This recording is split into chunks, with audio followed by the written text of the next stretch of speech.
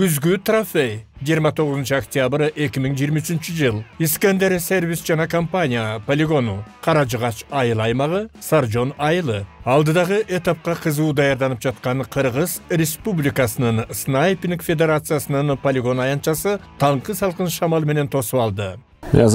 Менин атым Паулус. Бүгүн биз ушул полигондо снайпинг боюнча күзгү трофей мелдешини өткөрүп жатабыз. Ушундай кооз тоолору менен кооз өлкөдө жарым жыл мурун эскерткенде эле Кыргызстан бул дүйнөдөгү эң кооз полигондордун бар өлкө. Аткычтар болсо достук майдандагы сүйлөшүүдө жана сыноолорго даярданып жаткан убагы. Өз даярдыктарын, полигон аянтын жана этаптагы мүмкүн болуучу кыйынчылыктарды талкуулашууда. Бүгүнкү күн тууралуу кененирээк айта кетсек, аткычтарга 100 метрден 1 километрге чейинки аралыкка 9 көнүгүү берилет. Тактыка 5 көнүгүү, динамикага 2 жана алыскы аралыкка 2 көнүгүү. Турнирге 30 аткыч катышат. Ал эми турнирдин жыйынтыгына реалдуу убакыт режиминде T-Class Scoring System сайтынан көз салууга мүмкүнчүлүк бар экенин эскертебиз. Калыстар жалпы жолугусту жарыялады жана бардык катышуучулар күзгү трофей турниринин расмий башталышына чогулушту. Кутман таң, кымбаттуу достор, спортчулар, аткычтар, ардагерлердин атынан жана жеке өзүмдүн атымдан сиздерди кезектеги тагатуу боюнча снайпинг мелдеши менен куттуктайм. Бүгүнкү күндө биздин республикада ар түрдүү спортсмендердин алдыңкы отрядында болгонуңарды айткым келет. Снайпинг спорттун жаш түрү. Атуу спорту жаш болбосо да, снайпинг жаш түрү болуп, жаштарыбыздын катарына куралдуу күчтөрдүн укук коргоо органдарынын катарына киргизилип жаткан спорттун түрү болуп саналат. Сиздердин коллектив тагатуу боюнча ышкыбастардын жаркыраган мисалы болуп саналат. Демек, ошол үгүт санааттар, насааттар, ошол идеялар, ушул иш-чараларда, бул сынактарда орун алып келет. Атууга кызыккандар көбөйүүдө. Өткөн жолу айттым эле, ок атуу боюнча сабактардын актуалдуулугу дагы эле зарыл. Анткени биз каалайбызбы, каалабайбызбы, дүйнө тынч эмес. Эң чоң жаңжал бүгүнкү күндө Россия менен Украина, тилекке каршы Азербайжан менен Армения, тилекке каршы бүгүн Израиль менен Пакистандардын ортосунда согуш чыкты. Мунун баары бизге биринчиден ок куралыбыз толук болушун жана кургак болушу керектиги айтат. Ар бир эркек өзүн, үй бүлөсүн жана өлкөсүн коргой алгандай, ушул учурда биздин кичинекей мамлекетибиз Кыргызстан өзүн камсыздай алышы керек. Бир нерсе болуп кетсе өзүн көрсөтүп, өзүн коргой алышы керек. Андан сырткары Баткен тажик жаңжалы биздин эсибизде. Ал азыр биздин жетекчиликтин аракети менен жөндөп келе жатат окшойт. Азыркы катышуучулардан улам пайда болгон жаралар айыгуусуна көп убакыт талап кылынат. Ошол үчүн, урматтуу достор, мен бүгүн бизге чогулуп, баарлашып, жарашып, рахаттуулугуга мүмкүнчүлүгүн берген биздин жетекчибиз Айдар Океановго бүгүн ыраазычылык билдиргим келет. Полигон аянтчасынын жетекчилигине Александр, сизге ыраазы экенибизди билдирем. Аны сактаңыз, өркүндөтүңүз, барган сайын жакшыртып, жакшыра бериңиз. Келген сайын кээ бир жакшыртууларды жана ыңгайлуулуктарды көрөм. Анан менимче, убакыттын өтүшү менен бул бир гана ок атуу эмес, эс алуу үчүн да абдан жакшы борбор болот. Урматтуу достор, баарыңарга атуу чеберчилигиңерди дагы бир жолу сынап, өркүндөштүрүшүңөргө чың дилимден тилектешмин. Айткандай, мыкты адам жеңе берсин. Вассаламу алейкум рахматуллахи ва баракату. Бул баарыңыздарга Аллахтын тынчтыгы, ырайымы жана берекеси болсун. Сөз Калистин өкүлү Паулуска берилет. Bardığınızlarga gutman taң. Bir juma burun Aydar Avstriyada Kalis zavodunda bolup, jana bugün Kalis kompaniyası menen birge bolorun makuldaştı.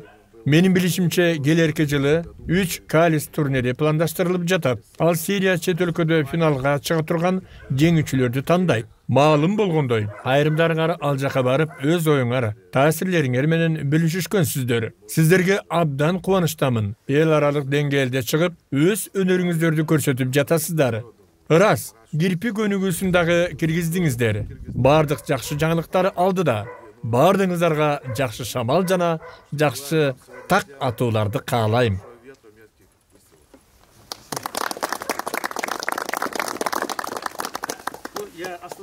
Мен негизги жаңылыктарды айтып кетейин.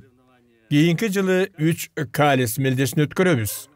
Ошол эле учурда февраль айында болуп турган биринчи мелдеш DLR эрежеси боюнча өтөт. Башкача айтканда, биз такыр кагаз бутага атпайбыз. Атуулардын баары гоңтто болот. Февраль айындагы мелдеш 2 күндө созулат. Ошого жараша ок дарыларыңыздарды даярдаганыңыз зарыл.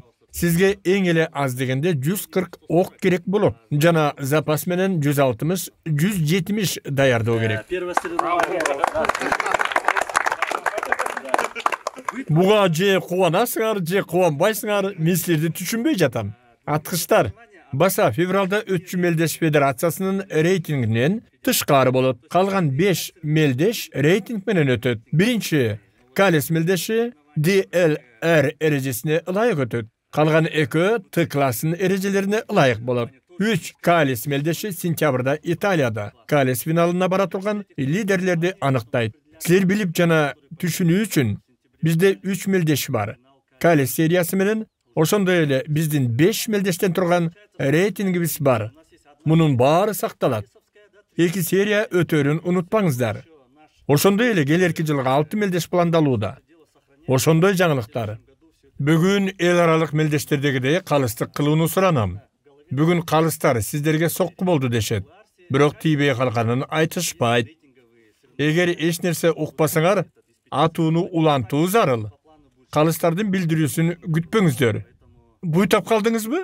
Көнүгүүнү улантыңыз. Эгер сиз атууну көрсөңүз, алар сизге айтышат. Эгер тийбей калса, калыстын билдирүүсүн күтүп, тынсыздан башыңыз керек. Тийбей калды деген сөздү айтпашы керек. Тийбей калды дешсе, антип айтпасын деп эскерткиле. Алар да көнүшү керек. Бул эреже эл аралык мелдештердин эрежеси. Айта кетсем, Италияда өткөн мелдеште менде затвор менен кыйынчылыктар болду. Которгондо ачпай. Бирок мен койдум. Ал ок салгычтын бош экенин билдирет. Жана биздин калыстары бул көнүгүү өтүп жаткан катуу көңүл бурбаганын билдирет. Бүгүн мен сиздин этият болушуңуздарды өтүнөм. Жана эгер аткыч затворду ачпаса, көнүгүү үчүн 0 бериңиздер.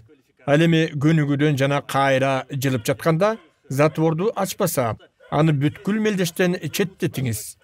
Бул жерде катуу мамиле болбосо, эл аралык мелдештерди ката кетирип калабыз.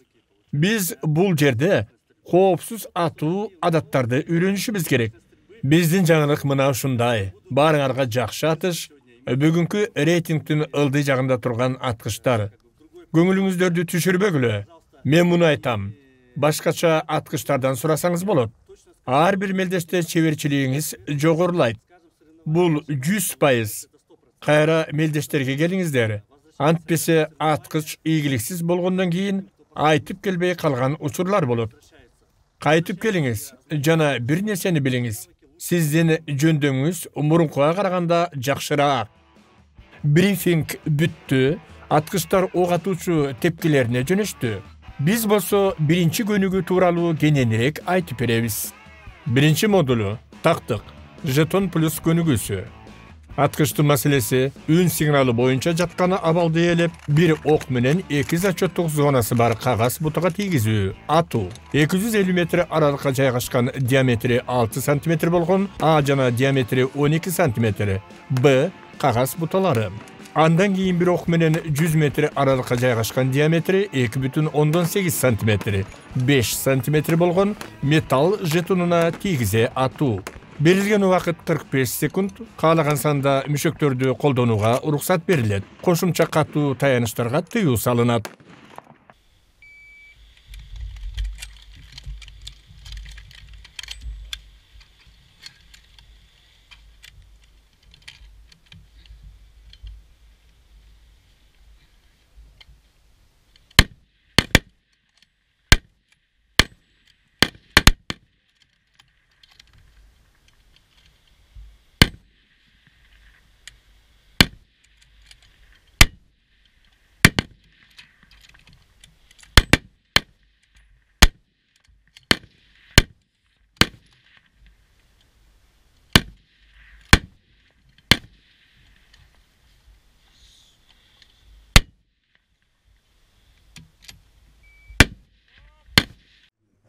Кагазга атышым орточо болду. Кээ бирлери тийди, кээ бирлери өтпөй калды. Жетон плюс көнүгүүсү 250 метрде. Мен бир аз буйтадым, бирок 100 метрде жетондун так ортосуна тийдим. А дегенде буйтадым деп ойлогом. Анткени атуу жетондун так ортосунда болгондуктан аны дароо көрө албай калдым. Бирок андан кийин чоорго чыгып, атуумду көрүп, ушундай так болгонуна сүйүндүм. Экинчи көнүгүүсү өзүңдү тап. Аткычтуу маселеси. Үн сигналы боюнча жаткан абалды ээлеп, 3 кагаз бутага 5-8 см аралыгындагы өзүнүн иреттик санын таап, 3 ок менен тийгизе атуу. Аралыгы 150 метр, тартуу убактысы 45 секунд. Каалаган сандагы ар кандай мүшөктөрдү колдонууга уруксат берилет. Кошумча катуу таяныштарды колдонууга тыюу салынат.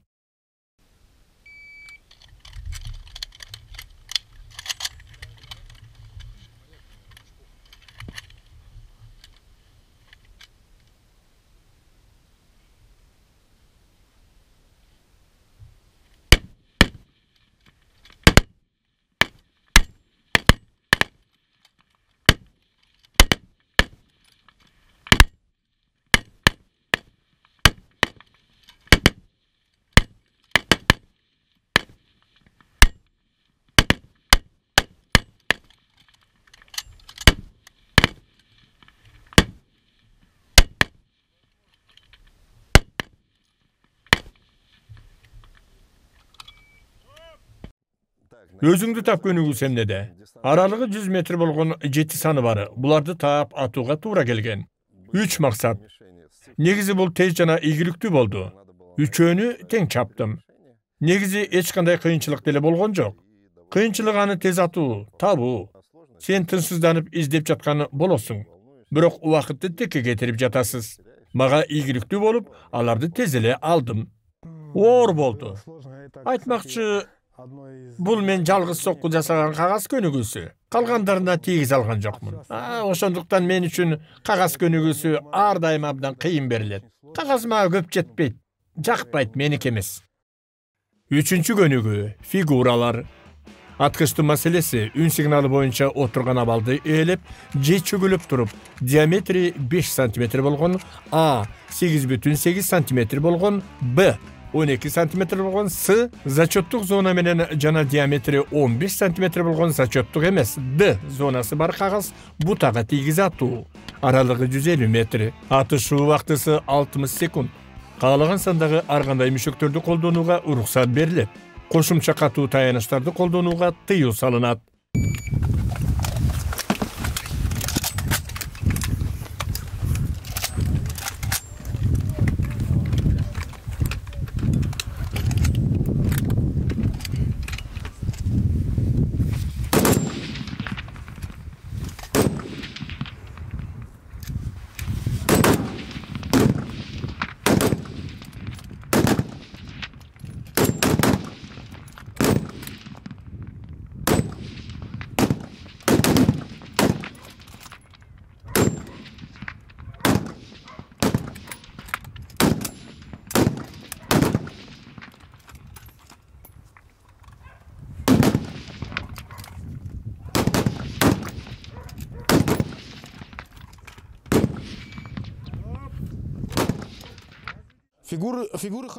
Фигуралан бул жакшы көнүгүү.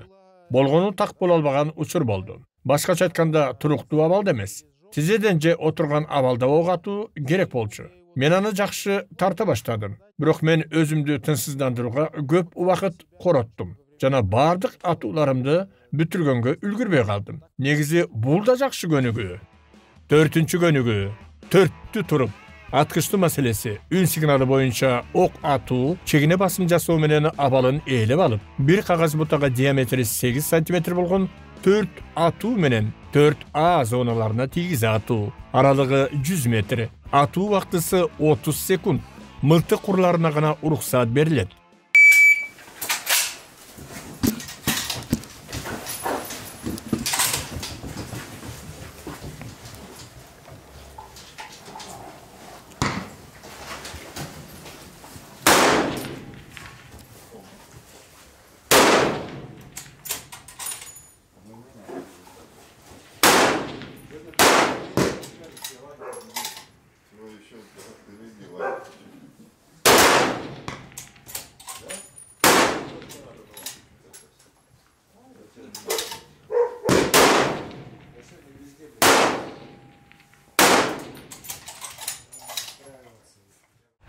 Четырестоя упражнения бираз бизге жаңы кирди.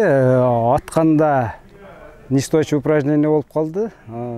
Бүгүнкү ошол упражненияда баягы эч кандай упора жок. Атканда 2 жолу попадание болду. Негизинде 4 жолу попадание болуш керек эле.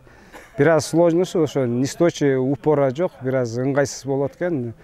Эң главный бизде оружие салмагы 10 килограммды айлана согону нестоячий кармап турганга бираз ыңгайсыз абал болду.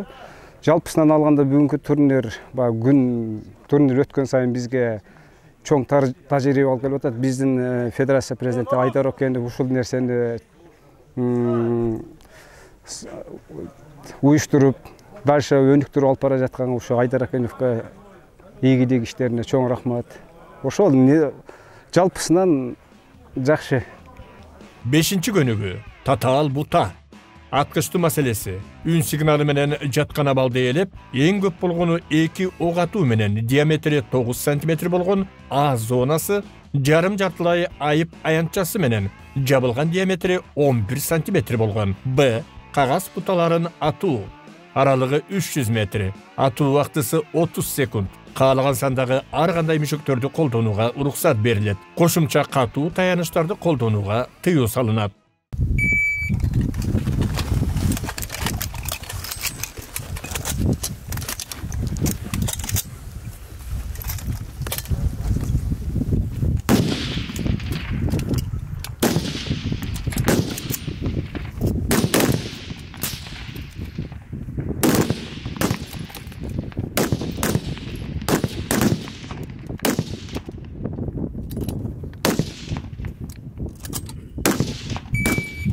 Трудной мишени, там сложность. Татаал бута баардыгы жакшы болчу. Кандай кыйынчылыктар болду? Башка бутага жабыла турган бута айып аянчасы бар болчу. Айып аянчасы кечирээк бутанын үстүнө жаап калат экен. Мен аны жакшы аттым. 2 окту тең керектүү жерине тийгиздим. Жалпысынан алганда бүт тактык модулу абдан жакшы өттү. Тилекке каршы мен узак аралыктарга алдырып койдум. Экинчи модулу динамика, кирпи көнүгүүсү.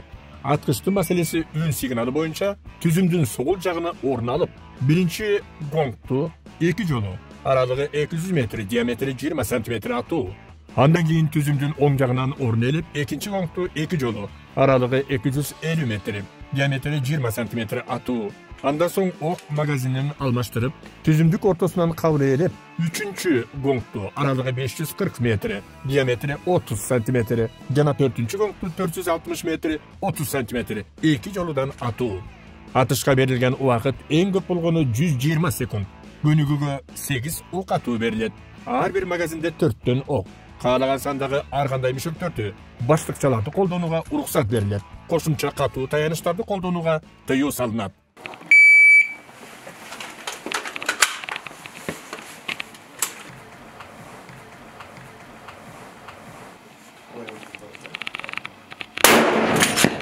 Попадание. Попадание.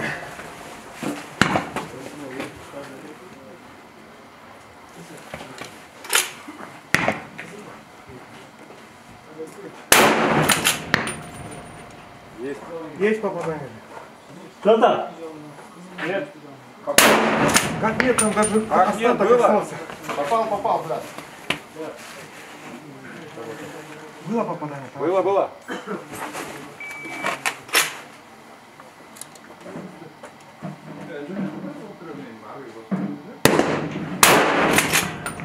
Есть попадание. Попадание, погромче.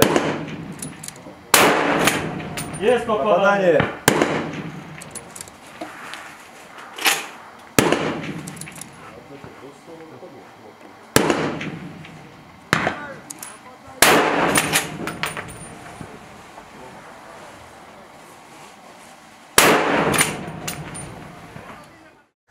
Соревнования проходят. Хотелось бы лучше. Белдеш жүрүп жатат. Мен дагы жакшыраак болушун каалайт элем. Бирок кандай болсо ошондой болуп калды. Мен кирпини абдан жакшы аттым. Бир гана бутаны 435 метрден өткөрүп жибердим. Бирок калгандарынын баарына тийдим.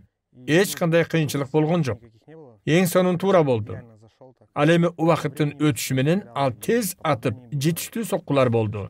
Металл гонгтор болгон 200 метр, 250 метр, 545 метр жана 435 метр, 435 метрден башкасынын бардыгына тийгиз алдым. 7-нчи көнүгүү движка аткычтуу маселеси. Отурган абалды ээлеп, штативден рейс менен солдон оңго карай жылып жаткан диаметри 30 см болгон металл гонгту мүмкүн болушунча көп жолу тийгизе атуу. Максималдуу атуу 5. Каалаган сандагы ар кандай мишектөрдү, баштыкчаларды колдонууга уруксат берилет. Кошумча катуу таяныштарды колдонууга тыюу салынат.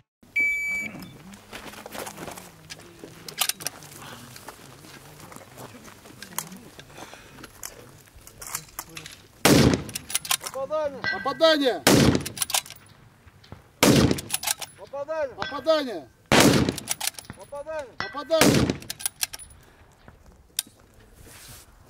Закон стрелков. Мен жалгыз бутаны көнгөндө эле жакшы аткардым. 18 секундтан ичинде 3 жолу тийгиз аттым. Менимче жылган бута көнүгүүсү боюнча лидерлердин биримин. 5-тен 3 сокку. Жакшы ылдамдык менен башкача айтканда 25 секундтан ичинде бул жалпы жыйынтыктарга кандай таасир этерин карап көрөлү. Мен өзүмө ыраазымын. Анткени буга чейин движканы жакшы атчу эмесмин. Мелдештерде эмне жардам берет? Бул практика. Ошол эле кирпи да машыгуу талаасында туруктуу болуп турса, мелдешке сөзсүз жардам берет. Ошондой эле движка эгерде жок дегенде 2 жумада бир жолу же айына бир жолу жана кайсы бир күнү бул көнүгүүлөрдү үйрөнүү мүмкүн болсо, бул абдан жакшы болот. Анткени машыгуу жана кайра дагы машыгуу практика менен гана жакшы натыйжаларга жетесиң. 3-чү модулу узак аралыктары, белгисиз максаттар көнүгүүсү. Аткычтын алдына коюлган маселеси. Жаткан абалды ээлеп, өз алдынча бутага чейинки аралыкты пристрел торчосунун жардамы менен аныктап, аткыч аралыкты баштан эле билбейт. Жана гонгту ар бирин 2 жолудан жакындап алышка аткылоо. Аткаруу учурунда оптикалык көрүнүшкө, оңдоолорду киргизүүгө тыюу салынат. Максаттар: жакынкы гонг аралыгы 800 метр, диаметри 40 см.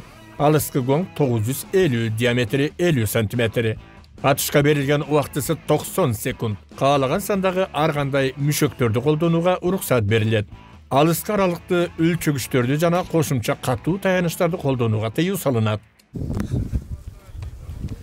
Готов? Внимание.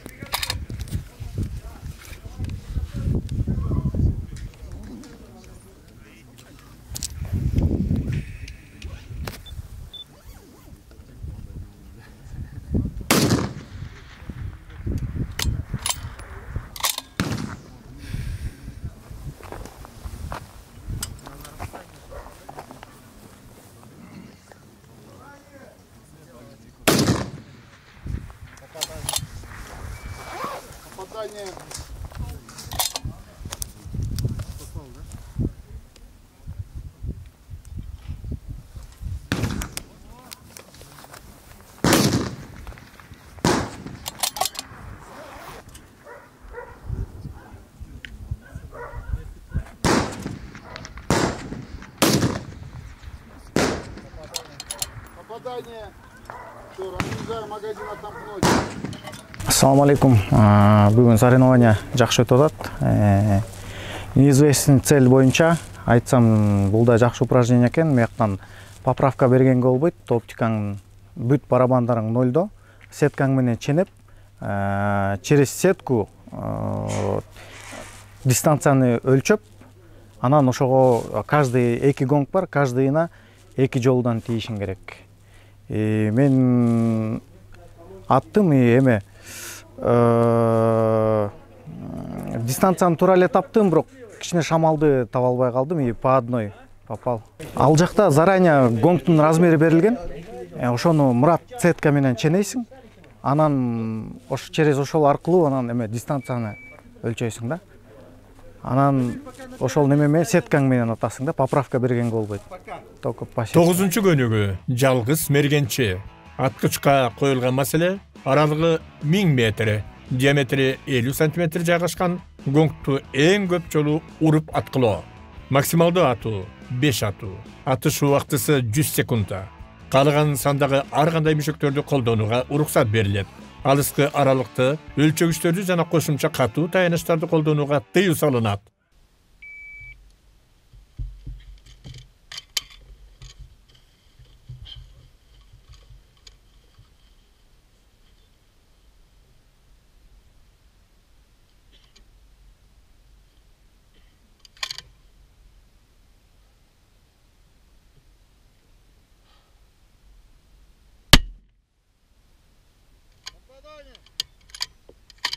Попадание.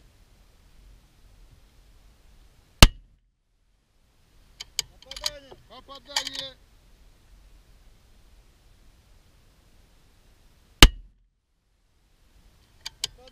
Попадание.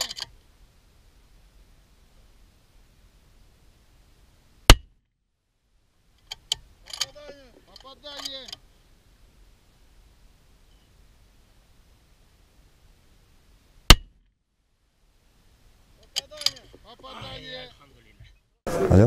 Жалгыз мергенчи 1000 метр аралыктан көнүгүү.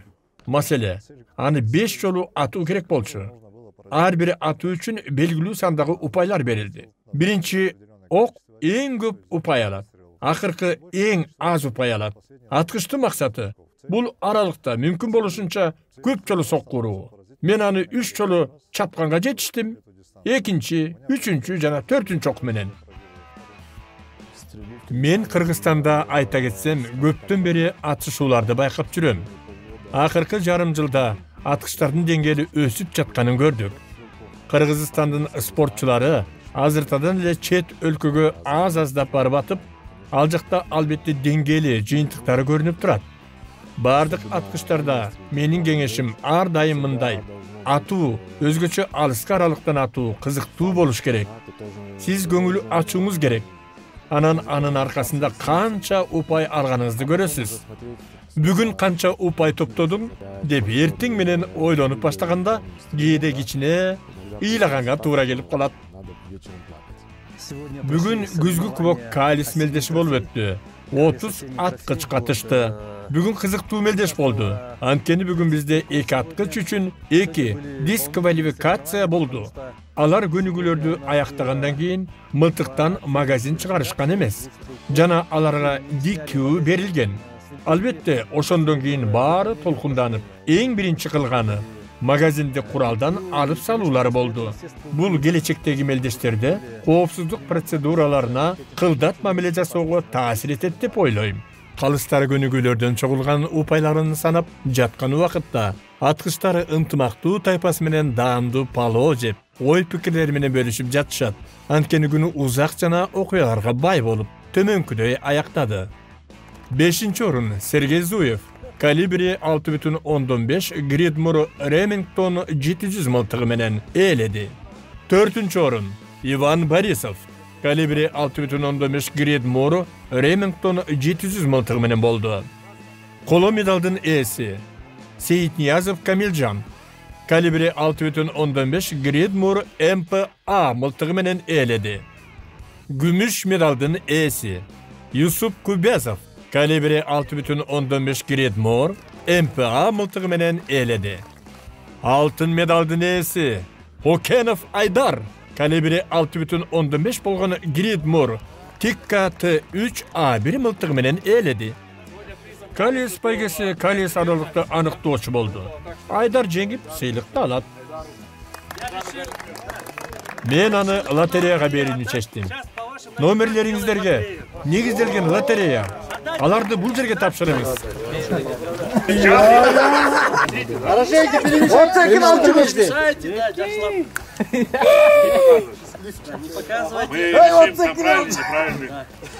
Тому не тому человеку, да? Вытаскивайте потихонечку. Так. Объявите, пожалуйста. 11 номер. 11 номер.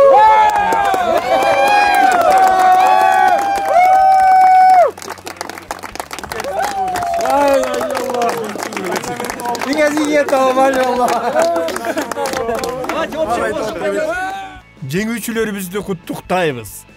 Күн узак жана жемиштүү болду. Катышуучулар бардык сыноолордон ийгиликтүү өтүп, кийинки турнелерге кантип даярданууну билишет. Биз болсо сиздер менен коштошобуз. Баарыңыздарга так атууларды каалайбыз, достор.